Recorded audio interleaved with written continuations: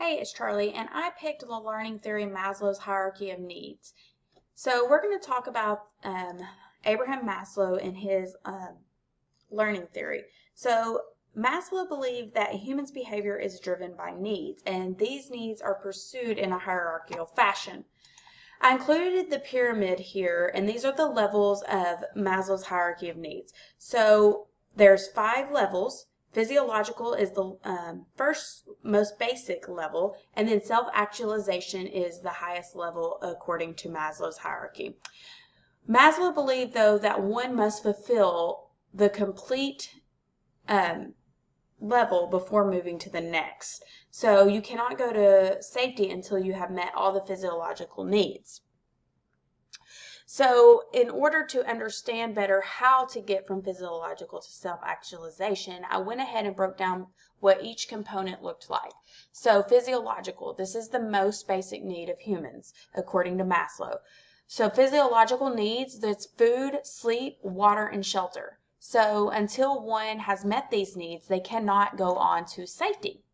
But once they have, they are now into safety. Safety is met when one feels secured and protected. So they're in an environment where they feel safe, secure, and they also are water fed and are well rested. Next is love and belonging. So once they feel safe and secure, they can go on and build and establish relationships that are with friends, family, or even intimacy. And once those relationships are established and fulfilled, then they move on to esteem. So then they're working on themselves. They're trying to earn the respect of others. They're achieving strong self-esteem. And then the highest level of Maslow's hierarchy, self-actualization. This is when they are meeting their goals or experiencing growth. And this is where we are trying, what level we are trying to achieve. So those are the 5 levels of Maslow's hierarchy. So how does Maslow's theory apply to the educator and students? So this is more of a relationship, how we're going to have relationships with students more so than the curriculum we build. So this focuses mainly on relationships. So communicating with the student.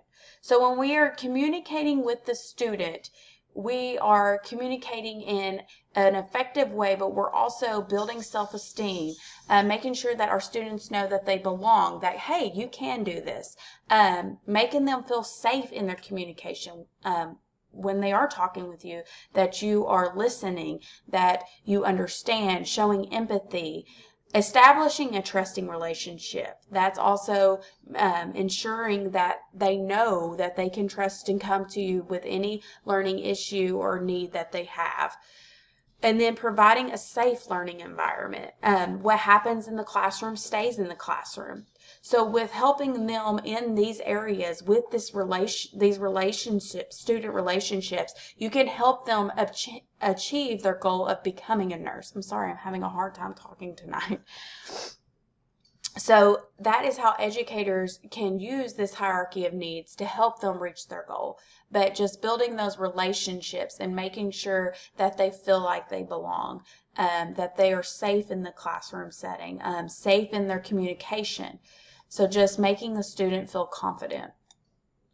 Students will not learn until their most basic need is met. So physiological needs, when their physiological needs are not met, if a student comes in tired, has an A, and they try to listen to a lecture or take an exam, they are not going to do as well because they have not met that most basic need. So I know that we are teaching on a college level, but sometimes we need to remind students because they become so overwhelmed and prone, but hey, be sure you eat, you drink before you come in to take this exam or come to lecture.